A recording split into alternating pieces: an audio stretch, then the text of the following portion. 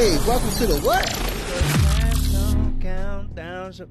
Hey, let's get into the next topic of the show, man. Masvidal returns, man. They announced this, I think it was like a week or so ago. UFC 269, Leon Edwards versus Jorge Masvidal. My main man, Masvidal, Street Jesus, is stepping in the ring against Leon Edwards. There was, I think, correct me if I'm wrong, Shyne. Masvidal beat Leon Edwards before, correct? Or they haven't fought at all? I don't think they fought at all, no. Okay. Where's the beef come from? I'm gonna look that up because now I'm not actually sure. Yeah, because there's some beef between the two. I think that Masvidal was saying that Edwards been ducking him. Before when Leon Edwards was coming up, he said something about fighting Masvidal, and then all of a sudden when the fight came around to getting actually signed to a date, Edwards came out or pulled out or something like that. What is it? What is it? Let me know. Who we're thinking about that Leon Edwards lost to? He lost to Kamaru. Okay. Kamaru Usman. And then there was going to be a rematch for a title. It was early in his career that they fought. Yeah.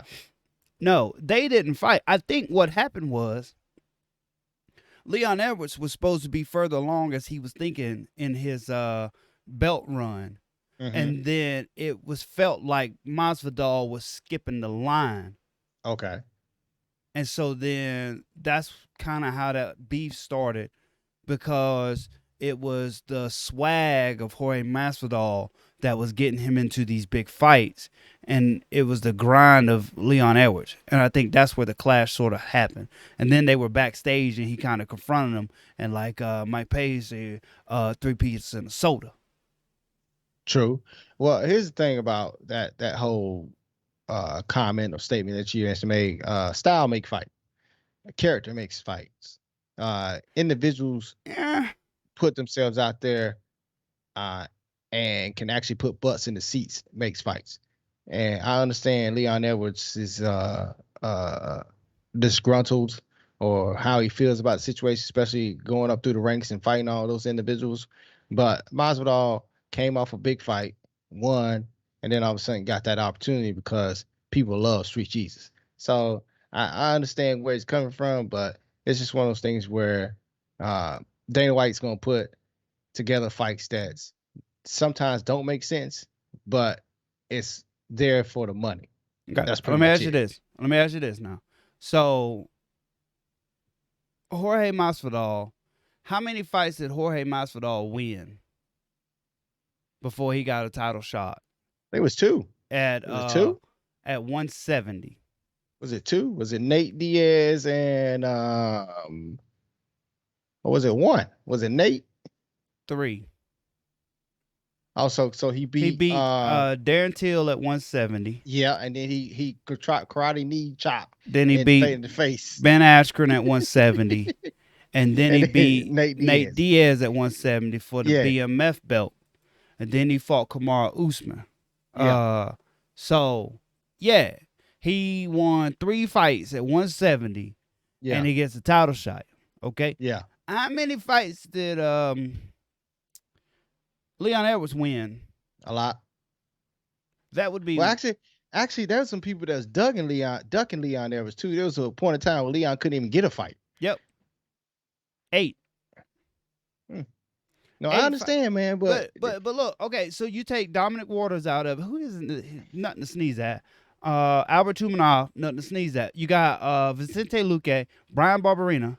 He beat Donald Cerrone, Gunnar Nelson. He ain't beating slouches. He beat Rafael dos Anjos. Yeah. And then he had that whole spat where he was supposed to fight Tyron Woodley. Then that didn't happen. Then he was supposed to fight Kazmat Chimaev. That fight got booked 3 times and canceled. Yeah. It got booked 3 times and canceled. That would have been a good fight. Yep. I would love to see that. Then he had that no contest eye poke with Bilal Muhammad. Yeah, that was stupid. Because that was I think Bilal Muhammad, he fought that fight short notice, is what that was. True. So that fight short notice, and then he had a decision win over Nate Diaz, and then his whole everything. He could have a title fight from now if in that last 5 seconds of the fight, he didn't catch that. He didn't catch that haymaker from Nate Diaz. We'd have looked at him in a whole different light. Exactly.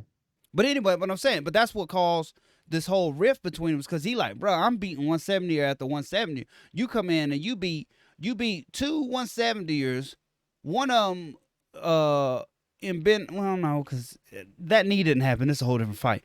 But Yeah. and then he beat a dude that wasn't a 170er, and then he gets a title shot. Then he gets a title shot rematch. He fought for the title twice.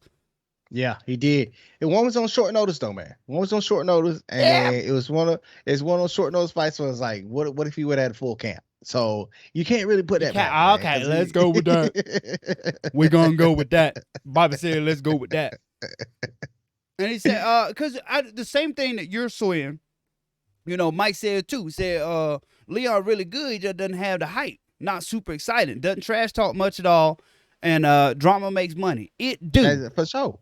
It For do. sure. But you gotta hold some sort of integrity to the sport.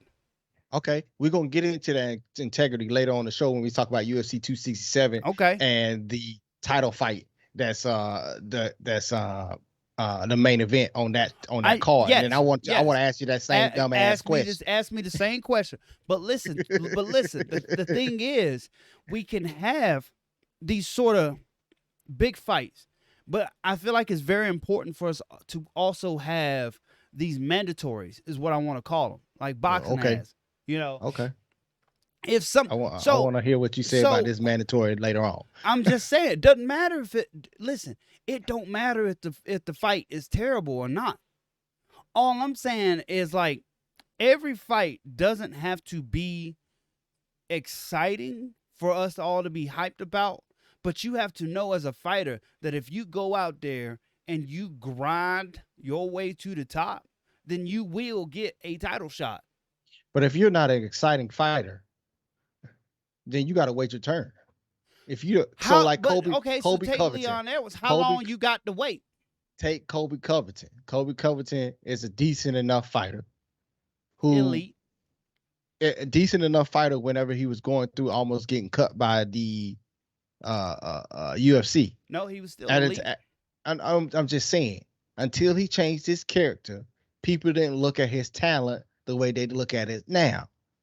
He was considered a boring fighter. Yeah. No. So what I'm saying though is, you have to know that some fight, not every. So let's go back to The Incredibles, right? Yeah. What was the main plot point of my man who was the villain? He said, if everybody's super, then nobody's super. Like, how stupid would it be in the UFC if everybody talk trash? I mean, it just depends on. Answer me. Everybody tried to talk trash and try to say stuff, even the ones who sucked at it. Yeah. So I think there should be like, okay, you talk. He talked that good stuff, right? Right now, we don't have anybody that looks like they should be a title match. Yeah. We'll give Masvidal the title fight. But, he talked that good stuff, but Leon Edwards has put in the work to fight the title, then he going to fight for the title. What is the difference between Masvidal fighting Kamaru for the title and him fighting Leon Edwards for the title if Masvidal is the main attraction? So you satisfy two things. Yeah, he got to fight 3-4 months later. You just don't want the hype to cool off. Yeah. I feel like you got to do what you got to do. We hate mandatories in boxing, but I sort of understand why. But here's the thing. Let's get back on this fight itself. Are you excited? Are you excited about the Edwards Masvidal fight, man? And no. Who you got? No, I'm not excited about this fight because I feel like the what's the word that I'm looking for? Not edginess or celebrity. I think the celebrityness of Jorge Masvidal is like much higher than the fighting ability of Jorge Masvidal because I feel like he's in the wrong weight class. What weight class should he be in? Whenever he did all that Street Jesus and all that, they should have pivoted immediately and had him at 165. Because I don't know, I don't know if it's too much to get down to 55, but I feel like the frame of 170, he can hang in there with them just fine. But I bet if there was a 165 where you get those guys that are just too much for 170, and you get all those tweeners in the same weight class, he have field day with them. You know? So, but I feel like it's the same with like your Nate Diaz and your Nick Diaz and stuff too. Like their celebrity is like way up here, but the ability of where they're at right now is just a little bit lower than their celebrity is. So therefore, we are going to force them into these fights like this, and it's almost like I'd rather see a fun fight than I'd rather see, this Leon Edwards fight. I feel like we're going to get some good talk, but Yeah. Leon Edwards ultimately is going to win this fight. But then we're going to sit down and we're going to be like, damn, I don't feel like Leon Edwards was ever in too much trouble in this fight, because you have to admit, as a fighter of completeness, Leon Edwards is, he does a good job of everything in it that he does. He I does. get it. He That's does. fine. He I does. understand if He you're does. bored. I'm excited for the fight, man. I'm excited for the fact that Masvidal is getting back into the ring or in the cage. I'm excited for the talk what's going to happen beforehand. The fact that there is some drama that is between the two of them, and the fact that Masvidal may come out with some good one-liners that I may be able to take into my life. So, three-piece and a soda, super necessary. Some of those one-liners, some Yeah, of those Super Necessary statements was that have been great. stated, that some of those sayings that was put out there that was great for me in my life, and I use it on a daily basis from here and there. So.